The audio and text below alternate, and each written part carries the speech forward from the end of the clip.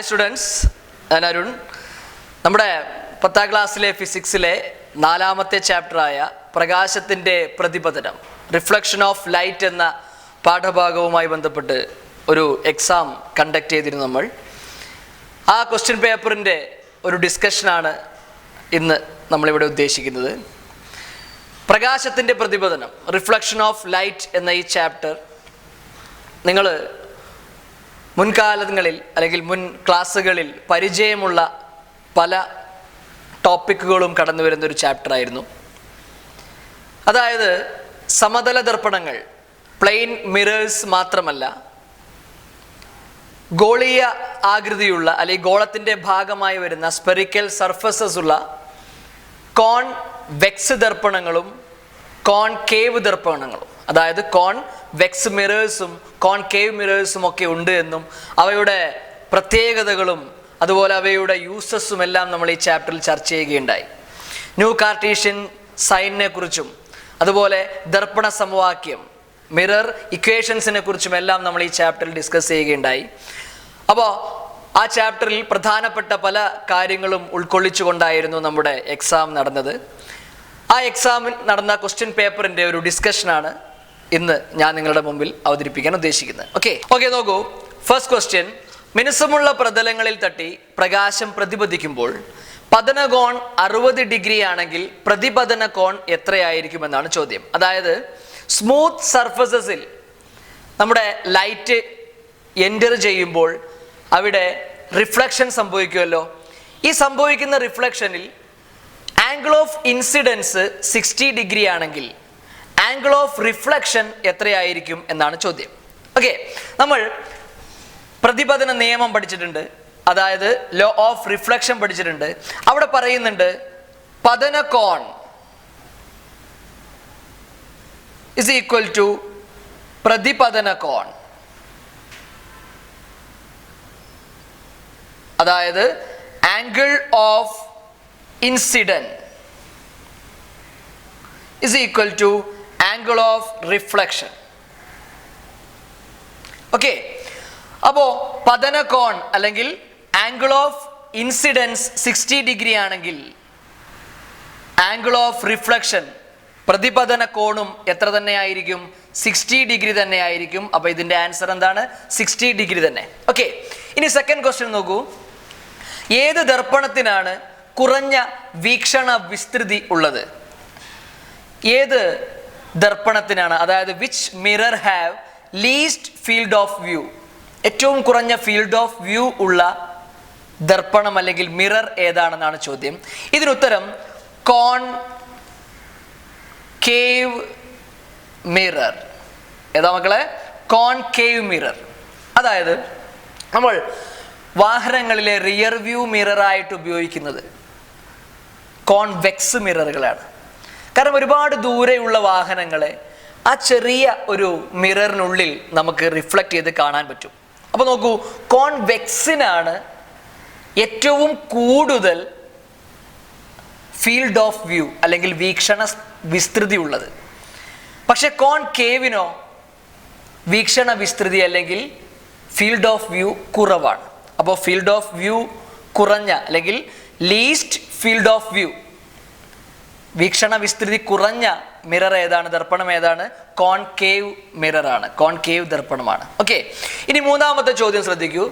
Convex ദർപ്പണങ്ങളുടെ 2 ഉപയോഗങ്ങൾ എഴുതുക. കോൺവെക്സിൻ്റെ 2 uses എഴുതാനാണ് പറഞ്ഞത്. അതിൽ ഒരുപാട് യൂസസ് ഉണ്ട്. ഞാൻ തൽക്കാലം 2 യൂസ് പറയാം. ഒന്ന് നമ്മൾ നേരത്തെ പറഞ്ഞത് തന്നെ വാഹനങ്ങളിലെ റിയർ വ്യൂ മിററായിട്ട് ഉപയോഗിക്കും. പുറകിലുള്ള വസ്തുക്കൾ കാണാൻ, പുറകിൽ വരുന്ന വാഹനങ്ങളൊക്കെ കാണാൻ വാഹനങ്ങളിലെ റിയർ വ്യൂ മിററായിട്ട് ഉപയോഗിക്കാറുണ്ട്. അതുപോലെ ഈ വളവുകളിൽ സ്ഥാപിക്കാറുണ്ട്. അപ്പുറത്തുനിന്ന് വരുന്ന വാഹനങ്ങൾ കൊടും വളവുകളിലൊക്കെ സ്ഥാപിക്കാറുണ്ട്. ഇനി വേറൊന്ന് സ്ട്രീറ്റ് ലൈറ്റുകളിൽ ഉപയോഗിക്കും. Used as reflectors in street lights. Street ലൈറ്റുകളിൽ റിഫ്ലക്റ്റേഴ്സ് ആയിട്ട് ഉപയോഗിക്കുന്ന മിറർ കൂടിയാണ് നമ്മുടെ കോൺവെക്സ് മിറർ, കോൺവെക്സ് ദർപ്പണം. ഫോർത്ത് ക്വസ്റ്റ്യൻ: ന്യൂ കാർട്ടീഷ്യൻ ചിഹ്നരീതി അനുസരിച്ച് പ്രതിബിംബത്തിൻ്റെ ഉയരം നെഗറ്റീവ് ചിഹ്നമാണെങ്കിൽ, അതായത് according to new Cartesian sign of convention, height of image is negative, പ്രതിബിംബത്തിന്റെ ഉയരം നെഗറ്റീവ് ചിഹ്നം ആണെങ്കിൽ പ്രതിബിംബത്തിന്റെ സവിശേഷതകൾ എന്തെല്ലാം എന്നാണ് ചോദ്യം. അതായത് നെഗറ്റീവ് സൈനാണ് നമ്മൾ ഇമേജിന് കൊടുക്കുന്നതെങ്കിൽ, അതായത് ഉണ്ടാവുന്ന പ്രതിബിംബത്തിന് നെഗറ്റീവ് ചിഹ്നമാണ് കൊടുക്കുന്നതെങ്കിൽ ഈ ഇമേജിന്റെ പെക്യുലാരിറ്റീസ് അല്ലെങ്കിൽ ഈ പ്രതിബിംബത്തിന്റെ സവിശേഷതകൾ എന്തെല്ലാമായിരിക്കും എന്നാണ് ചോദ്യം. ഇംഗ്ലീഷിൽ ഒരു 4 സവിശേഷതകൾ കൊടുത്തിരുന്നത് ടിക്ക് ചെയ്യാനായിരുന്നു പറഞ്ഞത്. അതിലേതാണെന്ന് കണ്ടെത്താൻ. ഏതൊക്കെയായിരുന്നു? റിയൽ, അതുപോലെ തന്നെ വിർച്വൽ, അതുപോലെ എറക്റ്റ്, ഇൻവേർട്ടഡ്, ഇങ്ങനെ ഒരു 4 ഓപ്ഷൻസ് കൊടുത്തിരുന്നു.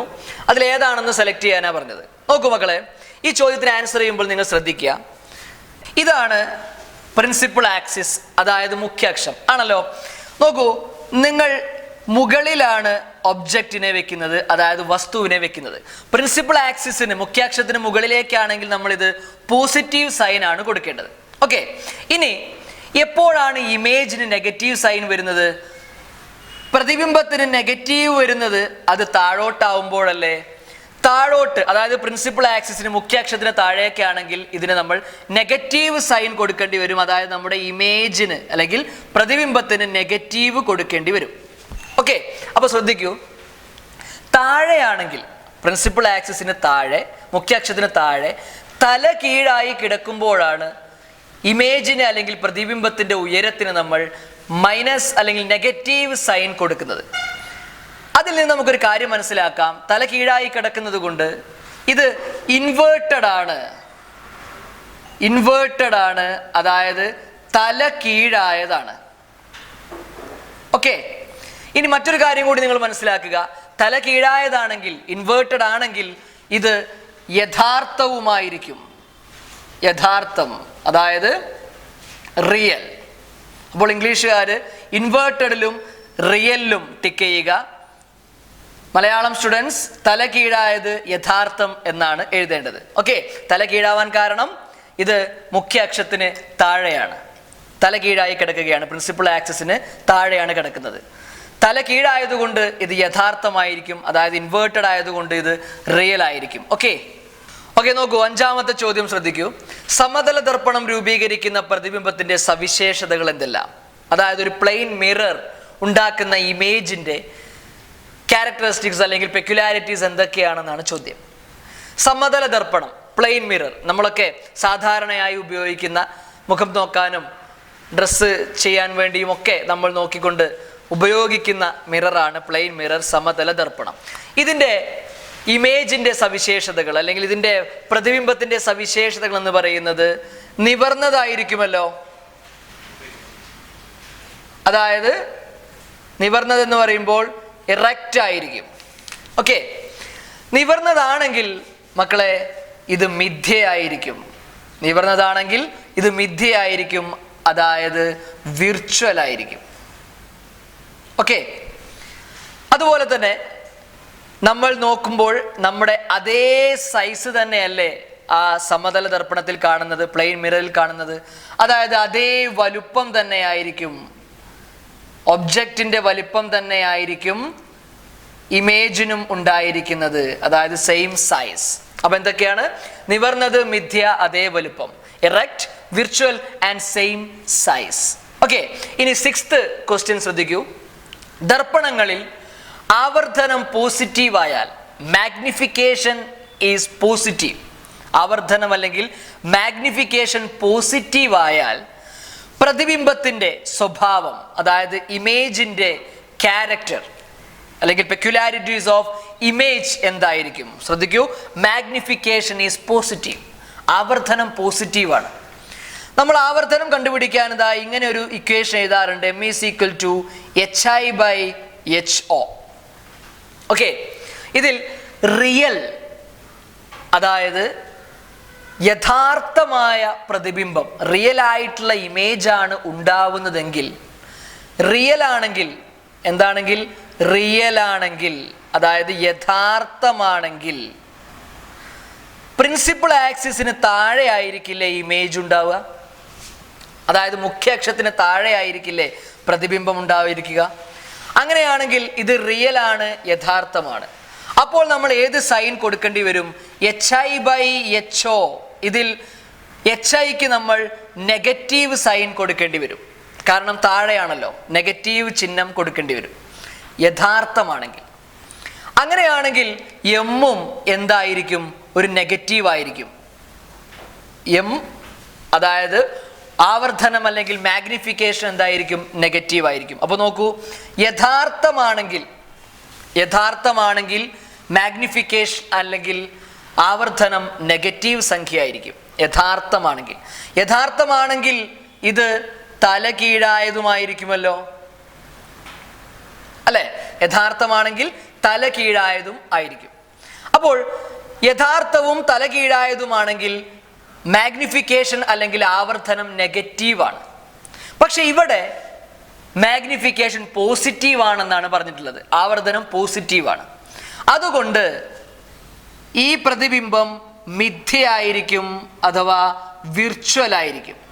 അതുപോലെ തന്നെ നിവർന്നതായിരിക്കും. നിവർന്നതായതുകൊണ്ടാണല്ലോ മിഥ്യയായത്, അതായത് എറക്റ്റ് ആയിരിക്കും.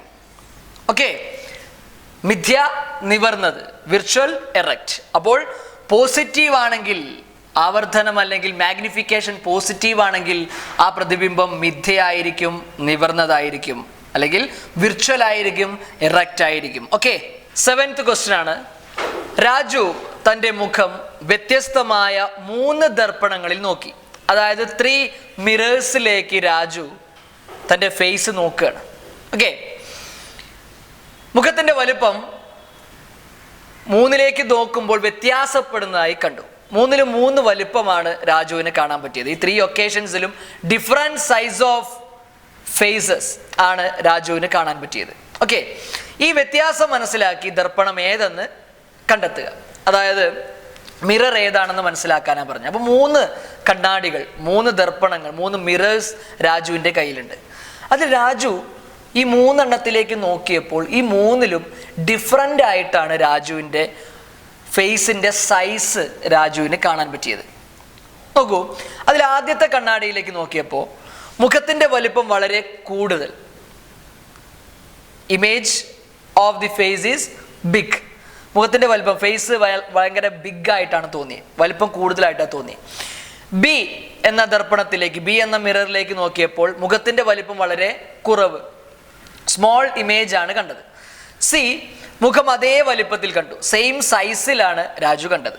അപ്പോൾ ആദ്യത്തെ മിററിൽ നോക്കിയപ്പോൾ ബിഗ് ആയിട്ടും, അതായത് വലിപ്പം കൂടുതലായിട്ടും, രണ്ടാമത്തെ മിററിലേക്ക് നോക്കിയപ്പോൾ സ്മോൾ ആയിട്ടും വലിപ്പം കുറവായിട്ടും, മൂന്നാമത്തേലേക്ക് നോക്കിയപ്പോൾ അതേ വലുപ്പത്തിലുമാണ് കണ്ടത്. നമുക്ക് ഈസി ആയിട്ട് ഉത്തരം പറയാം. നോക്കൂ, എ ഏതായിരിക്കും? മുഖത്തിന്റെ വലിപ്പം വളരെ കൂടുതൽ, വലുതായി കാണുന്നത് ഏതിലായിരിക്കും? കോൺകേവിലായിരിക്കും. കോൺകേവ് മിറർ, കോൺകേവ് ദർപ്പണം. ഓക്കെ, ചെറുതായി കാണുന്നതോ, മുഖം ചെറുതായി കാണുന്നത് കോൺവെക്സ് മിറർ, കോൺവെക്സ് ദർപ്പണം. സെയിം സൈസ് ആണെങ്കിലോ നമ്മുടെ കയ്യിലൊക്കെ, നമ്മുടെ വീട്ടിലൊക്കെ ഉള്ള പ്ലെയിൻ മിറർ, പ്ലെയിൻ മിറർ അഥവാ സമതല ദർപ്പണം. ഓക്കെ, അപ്പോൾ വലുതായി കാണുന്നത് കോൺകേവിലും ചെറുതായി കാണുന്നത് കോൺവെക്സിലും സെയിം സൈസിൽ കാണുന്നത് സമതല ദർപ്പണത്തിലും അഥവാ പ്ലെയിൻ മിററിലുമായിരിക്കും. ഓക്കെ ഓക്കെ മക്കൾ നോക്കൂ, 8th ക്വസ്റ്റ്യൻ. ഒരു മോട്ടോർ ബൈക്ക് യാത്രക്കാരൻ, അതായത് മോട്ടോർ സൈക്കിൾ റൈഡർ, പിന്നിൽ വരുന്ന ഒരു കാറിനെ അതിൻ്റെ യഥാർത്ഥ വലിപ്പത്തിൻ്റെ 1/6 മടങ്ങായി, 1/6 ആയിട്ട് റിയർ വ്യൂ മിററിൽ കാണുന്നു. അപ്പോൾ ഒരു ബൈക്ക് റൈഡർ അദ്ദേഹത്തിൻ്റെ കണ്ണാടിയിൽ, അദ്ദേഹത്തിൻ്റെ ദർപ്പണത്തിൽ ബാക്കിൽ നിന്ന് വരുന്ന ഒരു കാറിനെ കാണുകയാണ്. ആ കാറിൻ്റെ യഥാർത്ഥ സൈസിനേക്കാൾ 1/6 മടങ്ങായിട്ട്, 1/6 മടങ്ങായിട്ടാണ് കാണുന്നത്. ബൈക്കും കാറും തമ്മിലുള്ള യഥാർത്ഥ അകലം 30 മീറ്റർ ആണ്. നമ്മുടെ യാത്രക്കാരൻ സഞ്ചരിക്കുന്ന ബൈക്കും കാറും തമ്മിൽ എത്ര ഡിസ്റ്റൻസ് ഉണ്ട്? 30 മീറ്റർ ഡിസ്റ്റൻസ് ഉണ്ട്. ക്വസ്റ്റ്യൻ എ, ദർപ്പണം ഏതാണെന്നാണ് ചോദ്യം. നമുക്കിപ്പോൾ തന്നെ ആൻസർ ചെയ്യാം. ഏതാണ് ഈ മിറർ? റിയർ വ്യൂ മിറർ ആയിട്ട് ഉപയോഗിക്കുന്ന ആരെയാണ്? കോൺവെക്സ് അല്ലേ മക്കളെ? കോൺവെക്സ് മിറർ അല്ലെങ്കിൽ കോൺവെക്സ് ദർപ്പണങ്ങളാണ് നമ്മൾ റിയർ വ്യൂ മിറർ ആയിട്ട് ഉപയോഗിക്കാറുള്ളത് വാഹനങ്ങളിൽ. കൂടാതെ വലിപ്പം കുറയാണ് ചെയ്തത്. കണ്ടോ, 1/6 ആയിട്ടാണ് കാണുന്നത്, ചെറുതായിട്ടല്ലേ കാണുന്നത്. ആ ചെറുതായിട്ട് കാണുന്നുണ്ടെങ്കിൽ അതും ഏത് തന്നെയാണ്? കോൺവെക്സ് ആണ്. അപ്പോൾ നമുക്ക് ഈ ദർപ്പണം കോൺവെക്സ് ആണെന്ന് തിരിച്ചറിഞ്ഞു. ഓക്കെ, ഇനി ബി ക്വസ്റ്റ്യൻ ശ്രദ്ധിക്കൂ. വക്രത ആരം എത്ര, അതായത് റേഡിയസ് ഓഫ് കർവേച്ചർ എത്ര എന്നാണ് ചോദ്യം. കണ്ടുപിടിക്കാം നമുക്ക്. അതിനു മുമ്പ് നമുക്ക് ആദ്യം ഇവിടെ ക്വസ്റ്റ്യനിൽ ഉള്ളതൊക്കെ ഒന്ന് എഴുതി വെച്ചാലോ? നോക്കാം.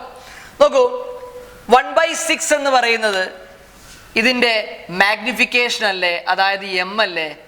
എം എന്ന് പറയുന്നത് 1/6 ആണെന്ന് തന്നിട്ടുണ്ട് ചോദ്യത്തിൽ. ഓക്കെ, ഇനി നോക്കൂ, 30 സെന്റിമീറ്റർ ആണ് വസ്തുവിലേക്കുള്ള അകലം, അതായത് കാറിലേക്കുള്ള ഒബ്ജക്റ്റിലേക്കുള്ള ഡിസ്റ്റൻസ് എന്ന് പറയുന്നത് 30 സെന്റിമീറ്റർ ആണ്. വസ്തു പിറകിലായതുകൊണ്ട് നമ്മൾ -30 എന്നെടുക്കാം, according to new Cartesian sign of convention. അതായത് ന്യൂ കാർട്ടീഷ്യൻ ചിഹ്ന രീതി അനുസരിച്ചിട്ട് യു എന്തായിട്ട് എടുക്കാം? നമുക്ക് -30 ആയിട്ട് എടുക്കാം. ഇനി നോക്കൂ മക്കളെ, നമുക്ക് കണ്ടുപിടിക്കണം ആരെ?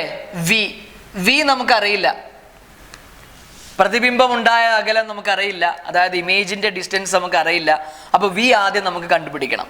റെഡി? നമുക്ക് ഇങ്ങനെ ഒരു ഇക്വേഷൻ അറിയാം, m = -v/u എന്നൊരു ഇക്വേഷൻ നമുക്കറിയാം. റെഡി അല്ലേ? ഇതിൽ നിന്ന് നമുക്ക് വി കണ്ടുപിടിക്കാമല്ലോ.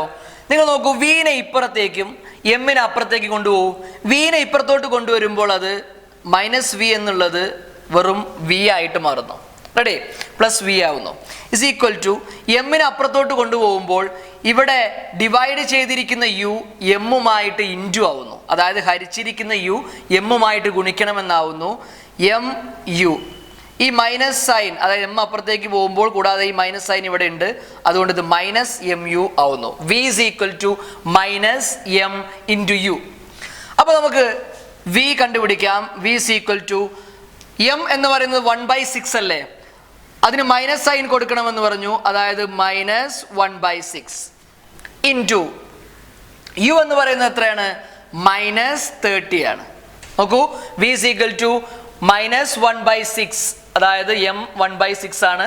ഈ മൈനസ് ഇവിടെ കൊടുത്തു, -1/6 ആയി. ഇൻറ്റു u എന്ന് പറയുന്നത് -30 ആണ്, അപ്പോൾ into -30.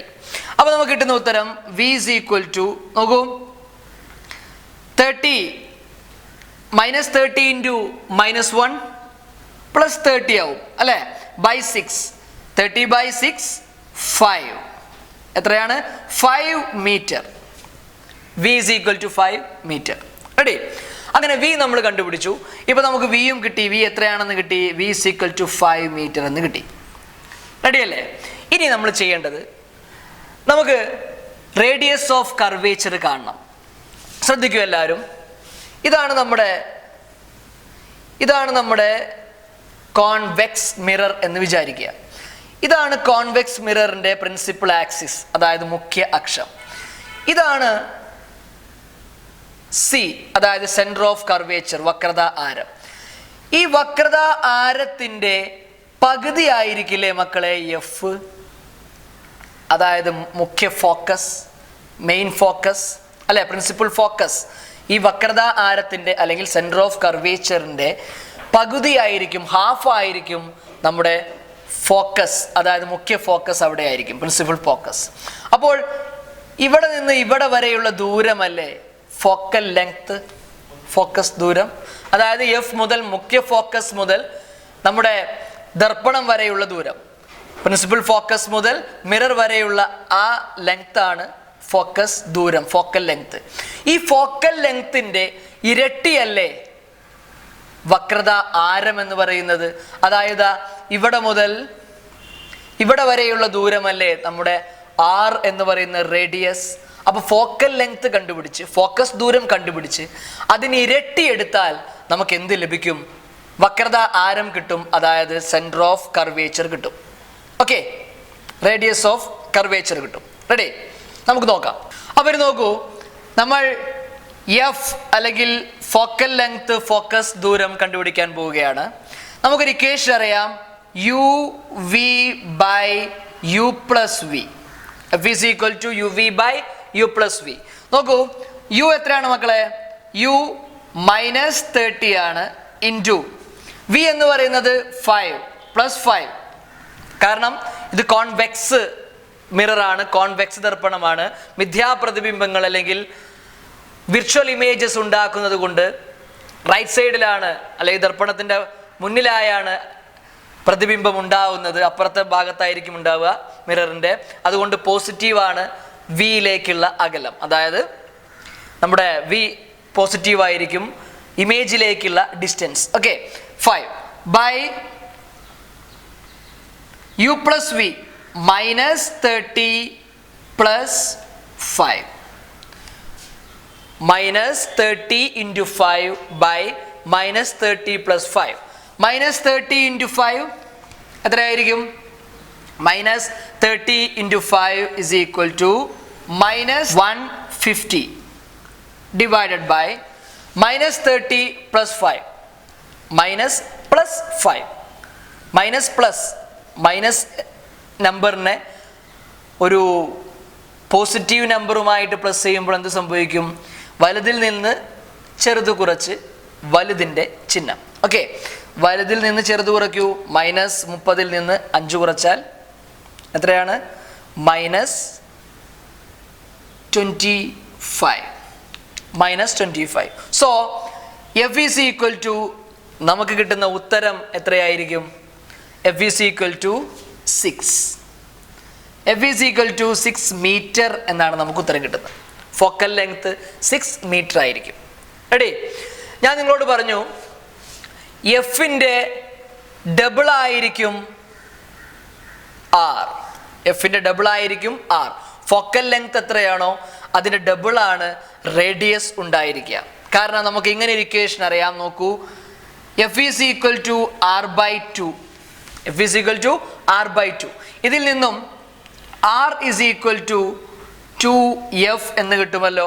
R is equal to 2F. ഈ 2നെ ഇപ്പുറത്തേക്ക് കൊണ്ടുവരുമ്പോൾ 2 into F. അതായത് F എത്രയാണോ, ഫോക്കൽ ലെങ്ത് എത്രയാണോ, ഫോക്കസ് ദൂരം എത്രയാണോ അതിന് ഡബിൾ ആയിരിക്കും വക്രത ആരം അല്ലെങ്കിൽ radius of curvature. So 2 into F, 2 into F എത്രയാണ് കിട്ടിയത്? 6. 2 into F അതായത് R is equal to 12 meter. എത്രയാണ്? 6 into 2 12 meter ആണ് ബി ക്വസ്റ്റിൻ്റെ ആൻസർ. ഓക്കെ, അപ്പോൾ ഈ ഉത്തരം കണ്ടുപിടിക്കുന്നതിന് വേണ്ടി നമ്മൾ എന്തൊക്കെ ചെയ്തു നോക്കൂ. നമ്മൾ ആദ്യം വി കണ്ടുപിടിച്ചു. വി കണ്ടുപിടിച്ചതിന് ശേഷം നമ്മൾ എഫ് കണ്ടുപിടിക്കേണ്ടി വന്നു. എന്നിട്ട് എഫിൻ്റെ ഡബിൾ എടുത്തുകൊണ്ടാണ് നമുക്ക് എന്ത് കിട്ടിയത്? വക്രത ആരം കിട്ടിയത്, റേഡിയസ് ഓഫ് കർവേച്ചർ കിട്ടിയത്. ഓക്കെ, നോക്കൂ, 9th question and last question. ഒരു കോൺകേവ് ദർപ്പണത്തിന് മുന്നിൽ 20 സെന്റിമീറ്റർ അകലെയായി 12 സെന്റിമീറ്റർ ഉയരമുള്ള ഒരു വസ്തു വെച്ചപ്പോൾ യഥാർത്ഥ പ്രതിബിംബം 32 സെന്റിമീറ്റർ അകലെ ലഭിച്ചു. അതായത് ആദ്യം സിറ്റുവേഷൻ മനസ്സിലാക്കുക. ഒരു കോൺകേവ് മിററിന്റെ ഫ്രണ്ടിൽ 20 സെന്റിമീറ്റർ ഡിസ്റ്റൻസിലാണ് 12 സെന്റിമീറ്റർ ഹൈറ്റ് ഉള്ള ഒരു ഒബ്ജക്റ്റ് ഇരിക്കുന്നത്. ഓക്കെ, അപ്പോൾ ഒബ്ജക്റ്റ് ഇരിക്കുന്ന എവിടെയാണ്? 20 സെന്റിമീറ്റർ ഡിസ്റ്റൻസിലാണ്. അതിൻ്റെ ഹൈറ്റ് എത്രയാണ്? 12 സെന്റിമീറ്റർ ആണ്. അപ്പോൾ ഒരു യഥാർത്ഥ പ്രതിബിംബം, അതായത് ഒരു റിയൽ ഇമേജ് നമുക്ക് ലഭിച്ചു. എവിടെയായിട്ട്? 32 സെന്റിമീറ്റർ ഡിസ്റ്റൻസിലായിട്ട്, 32 സെന്റിമീറ്റർ അകലെയായി നമുക്കൊരു ഇമേജ് അല്ലെങ്കിൽ പ്രതിബിംബം ലഭിച്ചു. നമ്മളോട് ചോദിച്ചിരിക്കുന്നത് ആവർധനം എത്ര, അതായത് മാഗ്നിഫിക്കേഷൻ എത്രയാണെന്നാണ്. പ്രതിബിംബത്തിൻ്റെ ഉയരം, ഹൈറ്റ് ഓഫ് ഇമേജ് ചോദിച്ചിട്ടുണ്ട്. അതുപോലെ ഫോക്കസ് ദൂരം എത്ര, ഫോക്കൽ ലെങ്ത് എത്രയാണെന്ന് ചോദിച്ചിട്ടുണ്ട്. ഓക്കെ, നമുക്ക് ആദ്യം കണ്ടുപിടിക്കാം. ആദ്യം എ ക്വസ്റ്റിന് ആൻസർ ചെയ്യാം. എ ക്വസ്റ്റിനെ ആൻസർ ചെയ്യുന്നതിന് മുൻപ് നമുക്ക് ഇവിടെ ഉള്ള സംഭവങ്ങളൊക്കെ ഒന്ന് എഴുതി വെക്കാം. നോക്കൂ, 20 സെന്റിമീറ്റർ അകലെയല്ലേ നമ്മുടെ ഒബ്ജക്റ്റ് ഉള്ളത്. അതായത് ഒബ്ജക്റ്റിലേക്കുള്ള അകലം, distance to object U is equal to എത്രയാണ്? 20 ആണ്. നമ്മൾ ഒബ്ജക്റ്റിനെ, വസ്തുവിനെ നമ്മുടെ മിററിൻ്റെ ദർപ്പണത്തിൻ്റെ ലെഫ്റ്റ് സൈഡിലായിട്ടല്ലേ വെക്കുന്നതായിട്ട് നമ്മൾ വിചാരിക്കുന്നത്. അതായത് ലൈറ്റ് ഇങ്ങോട്ടാണെങ്കിൽ ഇവിടെയാണ് നമ്മൾ വസ്തു വെക്കുന്നത്. അപ്പോൾ new Cartesian sign of convention അനുസരിച്ചിട്ട് -20 എന്ന് കൊടുക്കേണ്ടി വരും. ന്യൂ കാർട്ടീഷ്യൻ ചിഹ്നരീതി അനുസരിച്ചിട്ട് -20. ഇനി നോക്കൂ, വി അതായത് യഥാർത്ഥ പ്രതിബിംബമാണ് 32 സെന്റിമീറ്റർ അകലെയാണ് കിട്ടിയത്. റിയൽ ഇമേജ് 32 സെന്റിമീറ്റർ അകലെയാണ് കിട്ടിയത്. അപ്പോൾ V is equal to 32. Real image യഥാർത്ഥ പ്രതിബിംബമാണെങ്കിൽ വസ്തു ഇരിക്കുന്ന അതേ സൈഡിൽ തന്നെയല്ലേ മക്കളെ പ്രതിബിംബം ലഭിക്കുക? യഥാർത്ഥമാണെങ്കിൽ വസ്തു ഇരിക്കുന്ന അതേ സൈഡിലല്ലേ ഉണ്ടാവുക? ഒബ്ജക്റ്റ് എവിടെയാണോ ഇരിക്കുന്നത് അതേ സൈഡിലാണ് ഉണ്ടാവുക. ആ സൈഡിലേക്ക് നെഗറ്റീവ് എടുത്താൽ അപ്പോൾ വിയും എന്തായിരിക്കും? നെഗറ്റീവ് ആയിരിക്കും. അപ്പം -32. ഓക്കെ, ഇനി നമുക്കൊരു കാര്യം കൂടി ഇവിടെ അറിയാം. 12 സെന്റിമീറ്റർ ഉയരമുള്ള വസ്തുവിൻ്റെ ഉയരം എത്രയാണ്? അതായത് ഹൈറ്റ് ഓഫ് ഒബ്ജക്റ്റ് എത്രയാണ്? 12 സെന്റിമീറ്റർ ആണ്. വസ്തു മുകളിലാണ് ഇരിക്കുന്നത്, അതുകൊണ്ട് +12 സെന്റിമീറ്റർ. പോസിറ്റീവ് സൈൻ ആണ് കൊടുക്കുന്നത്, കാരണം മുകളിലേക്കാണ് അത് അളക്കുന്നത്. ഓക്കെ, ഇനി നമുക്ക് ക്വസ്റ്റ്യൻ ആൻസർ ചെയ്യാം. എം ആണ് കണ്ടുപിടിക്കേണ്ടത്, മാഗ്നിഫിക്കേഷൻ ആണ് കണ്ടുപിടിക്കേണ്ടത്. m = -v/u എന്നൊരു ഇക്വേഷൻ നിങ്ങൾക്കറിയാം. Is equal to minus common ആണ്, വിക്ക് പകരം -32/u പകരം -20 ഇസ് ഈക്വൽ ടു, ഇവിടെ ഈ മൈനസ് നെഗറ്റീവ് സൈൻസ് ക്യാൻസൽ ചെയ്തു പോകും. 32/20 2 കൊണ്ട് ഡിവൈഡ് ചെയ്ത് നോക്കൂ. 32നെ 2 കൊണ്ട് ചെയ്താൽ 16/20യെ 2 കൊണ്ട് ചെയ്താൽ 10 എന്ന് കിട്ടും. നെഗറ്റീവ് സൈൻ കോമൺ ആണ്. -16/10. 16/10 എത്രയാണ് മക്കളെ? 1.6. ഈ നെഗറ്റീവ് സൈൻ ഇതിന് കിട്ടും. അതായത് മാഗ്നിഫിക്കേഷൻ അല്ലെങ്കിൽ ആവർത്തനം എന്ന് പറയുന്നത് എത്രയാണ്? -1.6 ആണ്. ഇനി ബി ക്വസ്റ്റ്യൻ ആൻസർ ചെയ്യാൻ നോക്കൂ. ബി ക്വസ്റ്റ്യൻ എന്താ ചോദിച്ചിരിക്കുന്നത്? പ്രതിബിംബത്തിന്റെ ഉയരം, ഹൈറ്റ് ഓഫ് ഇമേജ് ആണ് ചോദിച്ചിരിക്കുന്നത്. നമുക്ക് മാഗ്നിഫിക്കേഷൻ കണ്ടുപിടിക്കാൻ വേറൊരു ഇക്വേഷൻ കൂടി അറിയാം. m = hi/ho. അറിയാലോ നിങ്ങൾക്ക്, m = hi/ho. ഇനി ഇതിൽ നിന്ന് നമുക്ക് ഹൈറ്റ് ഓഫ് ഇമേജ് hi അല്ലേ കണ്ടുപിടിക്കേണ്ടത്? hi മാത്രം അവിടെ നിർത്തിയിട്ട് ho ഇപ്പുറത്ത് കൊണ്ടുപോയി നോക്കൂ. ഇവിടെ m ഉണ്ടല്ലോ, ഈ ഡിവൈഡ് ചെയ്തിരിക്കുന്ന ഹരിച്ചിരിക്കുന്ന ho ഈക്വൽസിന് അപ്പുറത്തേക്ക് പോകുമ്പോൾ, സമത്തിന് അപ്പുറത്തേക്ക് പോകുമ്പോൾ × ho ആവുമല്ലോ. ഇസ് ഈക്വൽ ടു m എത്രയാണ് നമുക്ക് കിട്ടിയത്? -1.6 ആണ് കിട്ടിയിരിക്കുന്നത്. × ho എത്രയാണ് മക്കളെ? 12 ആണ്. അതായത് നോക്കൂ, 20 സെന്റിമീറ്റർ അകലത്തിലാണ് വസ്തു ഇരിക്കുന്നത്. 12 സെന്റിമീറ്റർ ഉയരമാണ് ആ വസ്തുവിനെന്ന് പറഞ്ഞിട്ടുണ്ട്. ഹൈറ്റ് ഓഫ് ഒബ്ജക്റ്റ് എത്രയാണ്? 12 സെന്റിമീറ്റർ ആണ്. അപ്പോൾ നമുക്ക് കിട്ടുന്ന ആൻസർ -1.6 × 12 ചെയ്യുമ്പോൾ നമുക്ക് കിട്ടുന്ന ആൻസർ -19.2 സെന്റിമീറ്റർ.